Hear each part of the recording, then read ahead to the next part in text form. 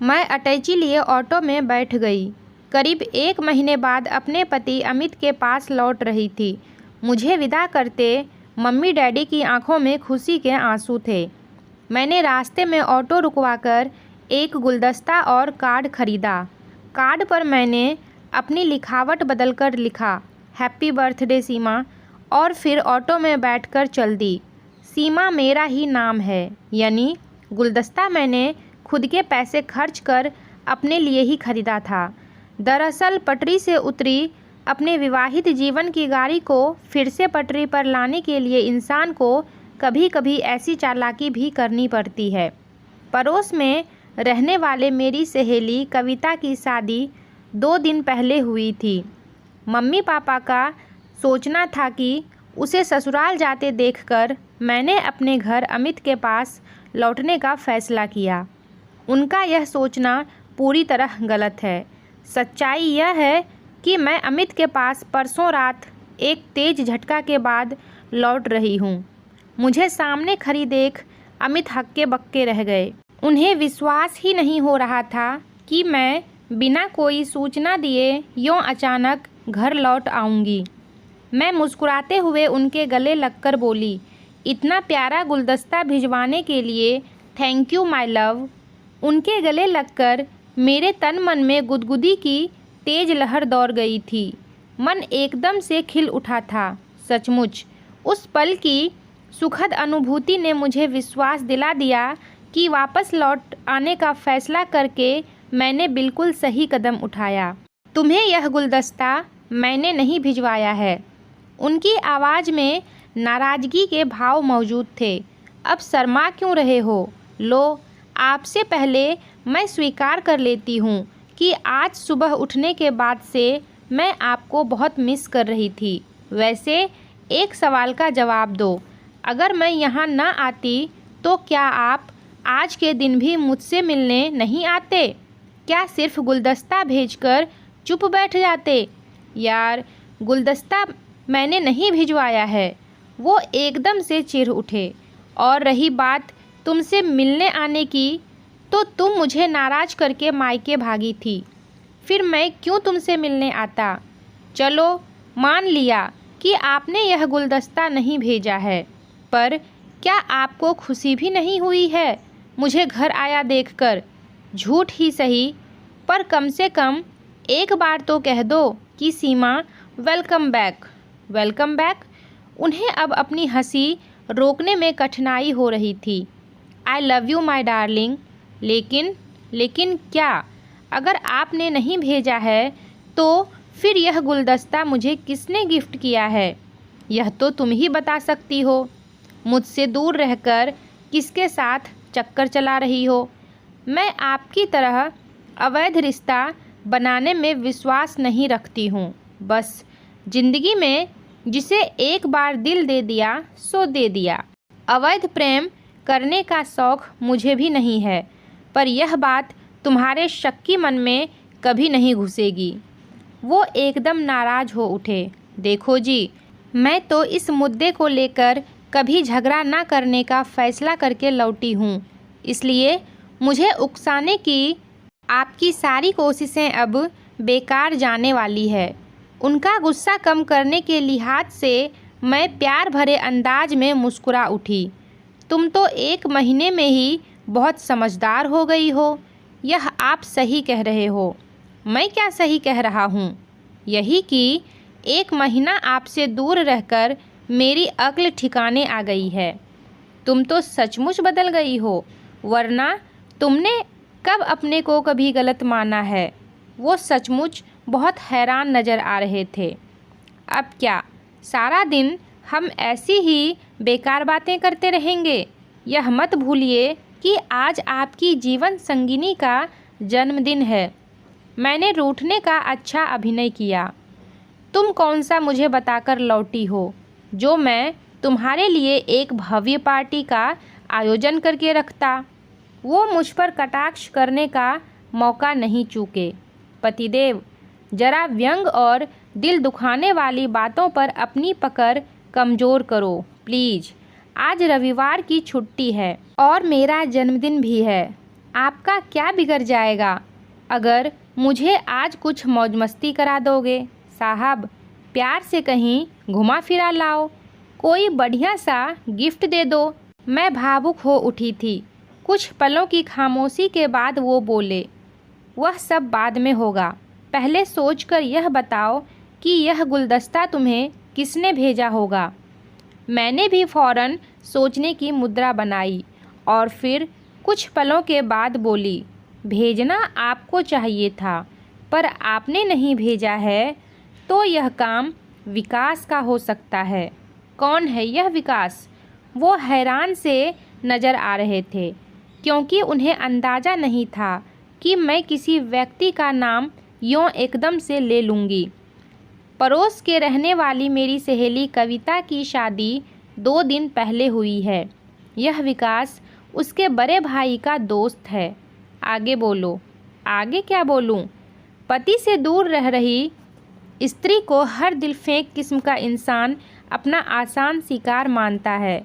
वह भी मुझ पर लाइन मार रहा था, पर मैं आपकी तरह सॉरी, मैं कमज़ोर चरित्र वाली लड़की नहीं हूँ। उसने कोशिश नहीं छोड़ी होगी और मुझे अपने प्रेम जाल में फंसाने के लिए यह गुलदस्ता भेज दिया होगा। मैं अभी इसे बाहर फेंकती हूँ। आवेश में आकर मैंने अपना चेहरा लाल कर लिया। अरे, यूँ तैश में आकर इसे बाहर मत फेंको। कोई पक्का थोड़े ही है कि उसी कमीने ने इसे भेजा होगा। यह भी आप ठीक कह रहे हो। तो एक काम करते हैं। मैं उनकी आंखों में प्यार से देखने लगी थी। कौन सा काम? आप इससे ज़्यादा प्यारा और ज़्यादा बड़ा एक गुलदस्ता मुझे भेंट कर दो। उसे पाकर मैं खुश भी हो जाऊंगी, और अगर इसे विकास ने ही भेजा होगा तो इसकी अहमियत भी बिल्कुल ख़त्म हो जाएगी। तुम तो यार सचमुच समझदार बनकर लौटी हो। उन्होंने इस बार ईमानदार लहजे में मेरी तारीफ़ की। सच? हाँ, अभी तक तो तुम्हारे अंदर आया बदलाव सच ही लग रहा है। तो इसी बात पर बाहर लंच करा दो। मैंने आगे बढ़कर उनके गले में बाहें डाल दी। नो प्रॉब्लम स्वीट हार्ट, मैं नहा लेता हूँ, फिर घूमने चलते हैं। फिर जब कुछ देर बाद उनके मांगने पर मैं तौलिया पकड़ाने गई तो उन्होंने मेरा हाथ पकड़कर मुझे गुसल खाने के अंदर खींच लिया। मेरा मन तो चाह ही रहा था कि ऐसा कुछ हो जाए। 1 महीने की दूरी की करवाहट को मिटाने का काम सिर्फ बातों से नहीं हो सकता था। अतः उनकी बाहों में कैद होकर मेरा उनके साथ मस्त अंदाज में नहाना हम दोनों की मनमुटाव की करवाहट को एक झटके में साफ कर गया था। वो मुझे गोद में उठाकर शयन कक्ष में ले आए। प्यार के क्षण लंबे होते गए, क्योंकि 1 महीने भर की प्यास जो हम दोनों को बुझानी थी। बाद में मैंने उनसे लिपटकर तृप्ति की गहरी नींद का आनंद लिया। जब 2 घंटे बाद मेरी आंखें खुली तो मैं खुद को बहुत हल्का फुल्का महसूस कर रही थी। मन में पिछले 1 महीने से बसी सारी शिकायतें दूर हो गई थी। मुझे परसों रात को विकास के साथ घटी वह घटना याद आने लगी, जिसके कारण मैं खुद ही अमित के पास लौट आई थी। परसों रात मैं तो विकास के सामने एकदम से कमज़ोर पड़ गई थी। कविता की शादी में हम दोनों खूब काम कर रहे थे। हमारे बीच होने वाली हर मुलाकात में उसने मेरी सुंदरता व गुणों की तारीफ़ कर कर के मुझे बहुत खुश कर दिया था। लेकिन मुझे यह एहसास नहीं हुआ था कि अमित से दूर रहने के कारण मेरा परेशान व प्यार को प्यासा मन उसके मीठे शब्दों को सुनकर भटकने को तैयार हो ही गया था। मैं उस रात कविता के घर की छत पर बने कमरे से कुछ लाने गई थी। तब विकास मेरे पीछे पीछे दबे पांव वहां आ गया। दरवाज़ा बंद होने की आवाज़ सुनकर मैं मुड़ी तो वह सामने खड़ा नज़र आया। उसकी आंखों में अपने लिए चाहत के भाव पढ़कर मैं बुरी तरह घबरा गई। मेरा सारा शरीर थर-थर कांपने लगा। विकास, तुम मेरे पास मत आना। देखो, मैं शादीशुदा औरत हूँ। मेरे हंसने बोलने का तुम गलत अर्थ लगा रहे हो। मैं वैसी औरत नहीं हूँ। उसने मेरे कहने की रत्ती भर परवाह न कर मुझे अपनी बाहों में भर लिया। प्लीज़ मुझे जाने दो, छोड़ो मुझे। मैं उससे ऐसी प्रार्थना ज़रूर कर रही थी, पर इसमें भी कोई शक नहीं थी कि मुझे उसकी नाजायज़ हरकत पर तेज गुस्सा नहीं आया था। उस कमरे के साथ बालकनी ना जुड़ी होती तो ना जाने उस रात क्या हो जाता। उस बालकनी में 2 किशोर लड़के गपशप कर रहे थे। अगर ऐन वक्त पर उन दोनों की हंसने की आवाज़ें हमारे कानों तक न आती तो विकास थोड़ी सी ज़ोर ज़बरदस्ती करके मेरे साथ अपने मन की करने में सफल हो जाता। उसकी पकड़ ढीली पड़ते ही मैं कमरे से जान बचाकर भाग निकली थी। मैं सीधी अपने घर पहुंची और बिस्तर पर गिरकर खूब देर तक रोई थी। बाद में कुछ बातें मुझे बड़ी आसानी से समझ में आ गई थी। मुझे बड़ी गहराई से यह एहसास हुआ कि अमित के साथ और उससे मिलने वाले प्यार की मेरे तन मन को बहुत ज़रूरत है।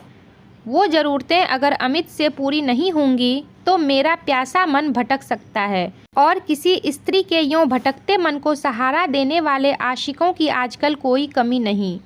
तब मैंने एक महत्वपूर्ण फैसला करने में ज़रा भी देर नहीं लगाई थी। किसी विकास जैसे इंसान को प्रेमी बनाकर अपनी इज्जत को दांव पर लगाने से बेहतर मुझे अमित के पास लौटने का विकल्प लगा। मैं मायके में रहने इसलिए आई थी क्योंकि मुझे शक था कि ऑफिस में उसके साथ काम करने वाली रितु के साथ अमित के गलत संबंध हैं। वो हमेशा ऐसा कुछ होने से इनकार करते थे, पर जब उन्होंने उसके यहाँ मेरे बराबर मना करने पर भी जाना चालू रखा तो मेरा शक यकीन में बदलता चला गया था। उस रात मुझे इस बात का एहसास हुआ कि यूं मायके भागकर अमित से दूर हो जाना तो इस समस्या का कोई हल था ही नहीं। यह काम तो अपने पैरों में कुल्हाड़ी मारने जैसा था। यूं दूर रहकर तो मैं अकेले रह रहे अमित को रितु से मिलने के ज़्यादा मौके उपलब्ध करा रही थी।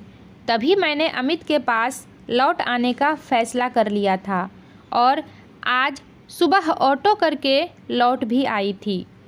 कुछ देर तक सो रहे अमित के चेहरे को प्यार से निहारने के बाद मैंने उनके कान में प्यार से फुसफुसाते हुए कहा, मुझे बहुत ज़ोर से भूख लगी है जनाब, तो प्यार करना फिर से शुरू कर देता हूँ जाने मन। नींद से निकलते ही उनके दिलो दिमाग पर मौज मस्ती हावी हो गई। अभी तो मेरे पेट में चूहे कूद रहे हैं, तो बोलो खाना खाने कहाँ चलें? मेरा चाइनीज़ खाने का मन है, तो चाइनीज़ खाने ही चलेंगे। पहले से तो किसी के साथ कहीं जाने का कोई प्रोग्राम नहीं बना रखा है ना? तुम रितु के साथ मेरा कोई प्रोग्राम होने की तरफ इशारा कर रही हो ना? वो एकदम गंभीर नज़र आने लगे। बिल्कुल भी नहीं, मैंने झूठ बोला। झूठी? उन्होंने मेरे होठों पर छोटा सा चुंबन अंकित करने के बाद संजीदा लहजे में कहा, मैं तुम्हें आज फिर से बता देता हूँ कि रितु के साथ मेरा कोई गलत चक्कर, मुझे आप पर पूरा विश्वास है। मैंने उन्हें टोका और हंसकर बोली, मैं तो आपको बस यूं ही छेड़ रही थी, तो अब इस जरा सा छेड़ने का परिणाम भी भुगतो। उन्होंने मुझे अपने आगोश में भरने की कोशिश की ज़रूर, पर मैंने बहुत फुर्ती दिखाते हुए खुद को बचाया और कूदकर पलंग से नीचे उतर आई। भूखे पेट ना भजन होता है ना प्यार मेरे सरकार। अब फटाफट तैयार हो जाओ ना। ओके, पहले तुम्हारी पेट पूजा करा ही दी जाए, नहीं तो प्यार का कार्यक्रम रुकावट के साथ ही चलेगा। मेरी तरफ हवाई चुंबन उछालकर वो तैयार होने को उठ गए। रितु को लेकर अमित के अड़ियल व्यवहार ने मुझे विकास की तरफ लगभग धकेल ही दिया था। अगर हमारा मनमुटाव मुझे गलत रास्ते पर धकेल सकता है तो मैं अपने प्यार, सेवा और विश्वास के बल पर उनको अपनी तरफ खींच भी सकती हूँ। उनकी आंखों में अपने लिए गहरी चाहत और प्यार के भावों को पढ़कर मुझे लग रहा था कि बिना शर्त लौटने का फैसला करके मैंने बिल्कुल सही कदम उठाया है।